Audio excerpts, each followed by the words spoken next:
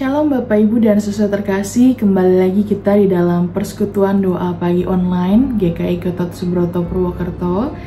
Dan pada saat ini kita akan melihat bagaimana Tuhan hendak menyapa kita kembali melalui permenungan firman yang akan menolong kehidupan kita semua.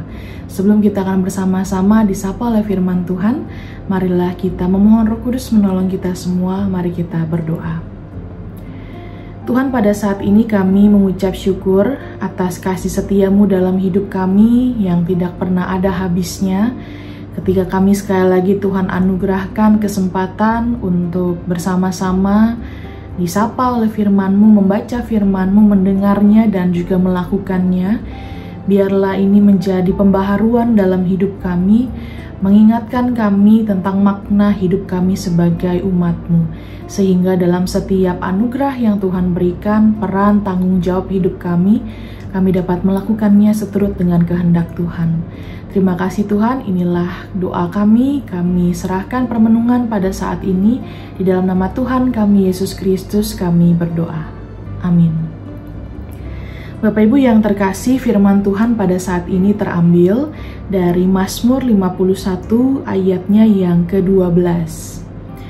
Mazmur 51 ayat ke-12. Jadikanlah hatiku tahir ya Allah, dan perbaharuilah batinku dengan roh yang teguh. Demikianlah sabda Tuhan. Bapak Ibu, siapa yang tidak pernah gagal dalam hidupnya?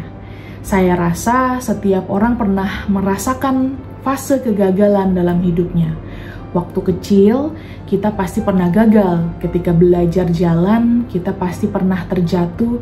Ketika kita belajar untuk bisa naik sepeda, kita juga mungkin pernah terjatuh. Atau juga bahkan ketika kita belajar untuk berbicara di depan umum, mungkin kita juga pernah gagal karena kita merasa sangat nervous begitu ya. Kita merasa sangat gugup, lalu kemudian kita salah berbicara. Ketika kita mulai dewasa, ada banyak kegagalan-kegagalan lainnya di dalam kehidupan kita yang kadangkala tidak tertebak. Kapan datangnya dalam hidup kita, dengan cara seperti apa, tetapi satu yang kita tahu, kegagalan-kegagalan yang terjadi dalam masa hidup kita membentuk kita sampai hari ini. Dan saat ini firman Tuhan mau mengajak kita untuk melihat melalui sebuah kegagalan yang terjadi dalam kehidupan seorang pemazmur, yaitu yang kita kenal sebagai Daud. Bacaan yang kita lihat pada saat ini adalah sebuah doa. Doa yang datang dengan penuh kesungguhan, doa yang jujur yang disampaikan oleh Daud di tengah-tengah kegagalan hidup yang sedang ia rasakan. Kegagalan yang dirasakan mungkin saja bisa membuat hati seseorang dipenuhi dengan beban yang berat, dipenuhi dengan rasa yang tidak damai sejahtera, mungkin juga pandangan akan masa depan menjadi gelap, seperti hati yang mungkin merasa terbeban karena kegagalan-kegagalan yang terjadi dalam kehidupan kita. Maka saat ini kita belajar untuk melakukan, menghidupi apa yang menjadi doa Daud pada saat ini. Bahwa Tuhan, aku butuh Engkau untuk menciptakan hati yang baru dalam hidupku. Yesus juga pernah berkata di dalam Matius 5 ayat 8, Yesus berkata, berbahagialah orang yang suci hatinya, karena mereka akan melihat Allah. Yang artinya, ketika kita berbicara tentang hati, kita sedang berbicara tentang pusat kehidupan kita. Kesucian hati bukan soal tampilan yang sempurna, tetapi ketika hati kita bahkan di tengah-tengah kegagalan sekalipun, atau juga bahkan kegagalan yang menimbulkan keberdosaan-keberdosaan lainnya, tetap mau diperbaharui, tetap mau didamaikan, dan juga diarahkan kepada Allah. Mazmur ini lahir dari doa pertobatan Daud setelah ditegur oleh Nabi Nathan akan kegagalannya mengikut Tuhan. Karena dosa yang dia lakukan, dia berdosa di hadapan Allah dengan merebut Batsheba dari Uria. Dan ini menjadi salah satu dosa kegagalan Daud yang kita kenal dan sangat terkenal dalam kehidupan orang-orang percaya. Tetapi Daud tidak menyerah pada kegagalan hidupnya. Dia tidak putus asa dan dia tidak berhenti, tetapi dia justru kembali kepada Allah dengan doa paling jujur tentang kegagalan hidupnya, tentang rasa bersalahnya, dan akan kerinduannya akan pemulihan hidup. Hati yang tahir bukan hanya sekedar perasaan yang bersih, tetapi pembaharuan batiniah yang total di hadapan Allah. Dan Daud meminta itu semua. Ia mengatakan, ciptakanlah hati yang tahir.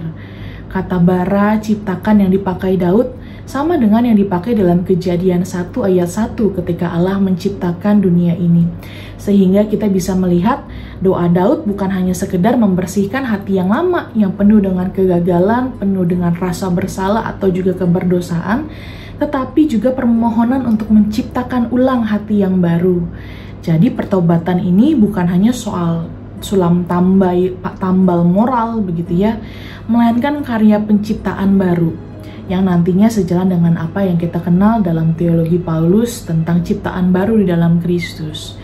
Artinya dalam doanya yang jujur ini, Daud mengakui bahwa hidupnya gitu ya, segala kegagalannya hanya bisa diperbaharui oleh Allah saja yang menciptakan hati yang baru, bahwa manusia tidak dapat memperbaiki dirinya sendiri, hidupnya sendiri, tetapi Allah mampu. Hati yang tahir bukan hanya sekedar bebas dari rasa bersalah, tetapi hati yang adalah bukan hanya emosi, tapi pusat seluruh kehidupan, kehendak, motivasi, pikiran kita, kesadaran moral kita, menjadi sebuah hati yang baru di dalam Allah.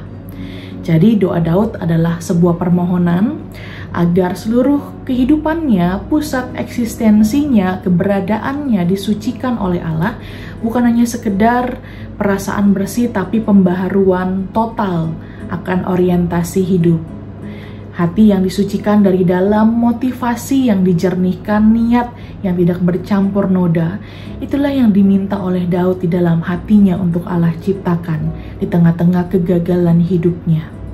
Daud juga meminta agar Allah memberikan gitu ya, memperbaharui batinnya dengan roh yang teguh. Roh yang teguh yang artinya adalah roh yang stabil, konsisten, tidak mudah goyah. Jadi pertobatan Daud karena kegagalannya bukan hanya menjadi sebuah pertobatan atau pengampunan yang sekali saja terjadi, tetapi ada sebuah kekuatan yang berkelanjutan yang diminta oleh Daud agar ia tidak jatuh lagi dalam kegagalan yang sama. Daud sadar dosa tidak hanya noda, tetapi juga membuat hidupnya rapuh dan goyah. Ia membutuhkan roh yang stabil, yang konsisten, yang teguh, tidak mudah goyah untuk menjaga kesetiaannya dalam jangka waktu yang panjang. Jadi pertobatan sejati bukan hanya menuntut pengampunan, tetapi daya rohani yang baru yang kita sungguh perlu hidupi agar hidup kita tidak lagi jatuh di dalam keberdosaan. Bukan hanya dibersihkan, tetapi juga daya untuk hidup terus di dalam kekudusan.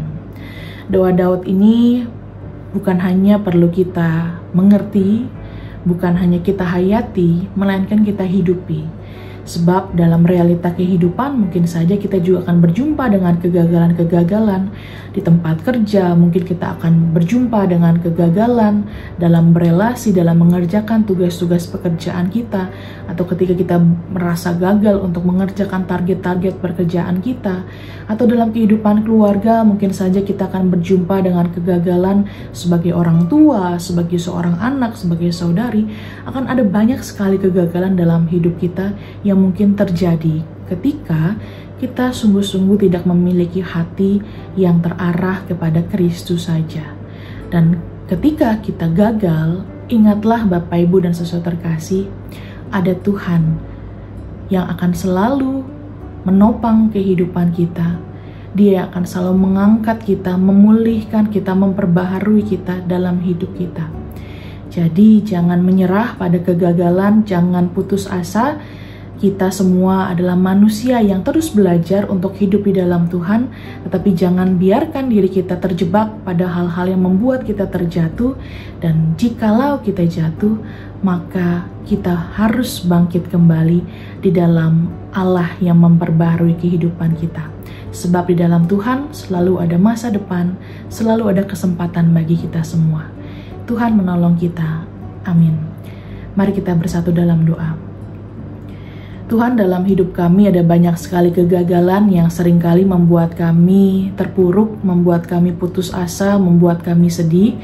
Tetapi saat ini kami melihat bagaimana dengan doa yang tulus, dengan hidup yang hanya terarah kepada Tuhan, dengan hati yang bersandar pada Tuhan, kami dapat sungguh-sungguh melihat kehidupan kami seluruhnya ada di dalam pembaharuan dan juga kasih Tuhan yang tidak pernah meninggalkan hidup kami.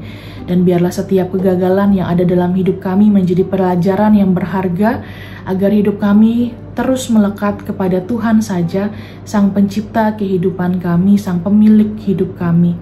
Dan biarlah dalam segala peran dan tanggung jawab yang Tuhan percayakan, kami dapat menjaga diri kami untuk tidak jatuh dan tidak jauh dari Tuhan, sehingga kami juga dapat dengan sebisa mungkin terhindar dari kegagalan yang kami sebabkan karena keberdosaan kami sendiri. Kami serahkan semuanya Tuhan, kehidupan kami, biarlah hidup kami boleh terus berada dalam rancangan Tuhan yang baik. Dan kami belajar bahwa hidup kami bukan tentang diri kami, tetapi tentang apa yang hendak Kristus lakukan melalui setiap suka duka hidup kami. Inilah doa dan syukur kami naikkan di dalam nama Tuhan kami Yesus Kristus, kami berdoa. Amin. Selamat menjalani hari Bapak Ibu dan saudara terkasih, Tuhan memampukan kita semua. Amin.